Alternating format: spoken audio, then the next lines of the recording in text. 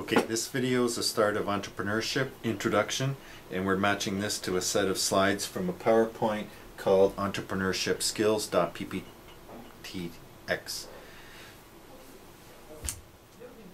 My name's Dennis Angle. I'm a professor at Mohawk College. I teach computer science, I teach entrepreneurship. Let's talk about entrepreneurship. Small percentages of our population are successful entrepreneurs. More people want to be an entrepreneur, but there's only 5 to 10% of the population that is a successful entrepreneur. So what can we do about this? Can we learn it? Can we be more successful at it? Can we encourage more people to be entrepreneurial, to start businesses, to have their own idea? Well, yes, we can. Let's first ask ourselves, who are entrepreneurs? We've got a lab where we're going to look up on the Statistics Canada site all the different demographics about entrepreneurs. If you read these statistics and if you read some of the books about entrepreneurship, you'll see that people are talking about older segments of society starting up businesses and owning their business.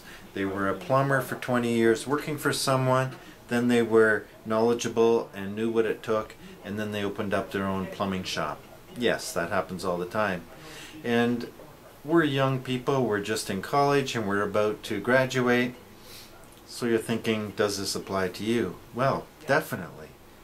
This isn't about plumbing.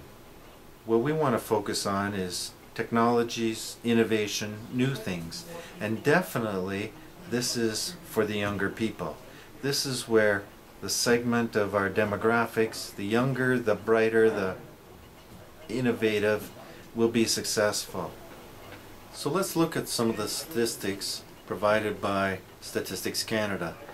They've taken a bunch of demographical information, they've taken a bunch of statistics from all different cities, from all different businesses, and they put them together in a bunch of data files that we can look at.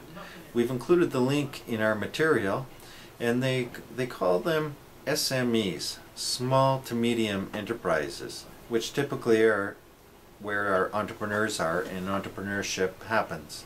So let's look at these SMEs, let's look at them for the Hamilton area, and let's see who the entrepreneurship people are and what segments they do business in. Different disciplines, different industries and businesses have more and less entrepreneurship in them. Certainly something like hospitals and big healthcare industries, there's not a lot of entrepreneurship at that level. Things like lawyers, doctors, professionals, there's a lot of entrepreneurship. Everybody is their own little business. So this is a graph that I took from a paper, Entrepreneurship in the City, by Edward Glasser, and he compared different industries and how much entrepreneurship is in each one. Most of what I want you to get out of this is information services up near the top. The top of this list has 10% entrepreneurship in that industry sector. The bottom has 1%, highly skilled manufacturing. So if you're manufacturing a car, it's hard to start your own car company, to come up with your own new brilliant idea that a car company has not thought about. But if you're talking about a new app for a phone, definitely something that any student can do at home with a SDK, a developer kit, and you can build your own phone app. So that's why information services and computer industries are near the top of this list, and that's why highly skilled manufacturing are near the bottom. Education, health, and social services near the bottom. But these things near the top, definitely something we should think about when we're pursuing those and we think we might want to be an entrepreneur.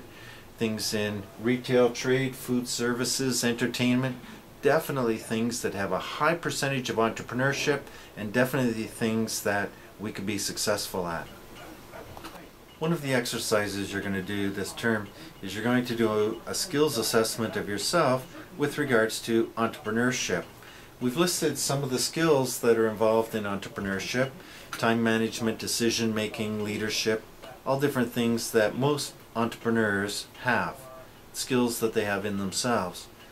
It's interesting to know, however, that if you assess yourself and find yourself strong in this and weak in that, recognizing it is a very good thing, and it's easy to either pick up the skills to train yourself in presentation skills, communications, planning. Any of those things can be learned, you can practice, or if you're in a small team or group, you could hire somebody to be part of your group that has those skills that you find lacking in your own personal makeup. There's all sorts of statistics about businesses that fail, businesses that don't succeed for various reasons. Some of the reasons are listed here on our slide, but when we look at it, some of these things can be thought about, analyzed, examined, so that poor financial planning, for example, or capitalization won't happen to you. Get an accurate gauge of how much capital you need and plan for that. And if you're not going to be able to get that much capital, then you need to find a different business or do something differently. What we're trying to do at Mohawk is to have an incubator on campus to help students start a small business so that you can start it in a supportive, nurturing environment with a small amount of startup money so that you can start a business and avoid some of these pitfalls and these potential failures by being on campus in our supportive environment and learning as you go. That's what we're trying to do here, and that would greatly increase your chances of success when starting your business.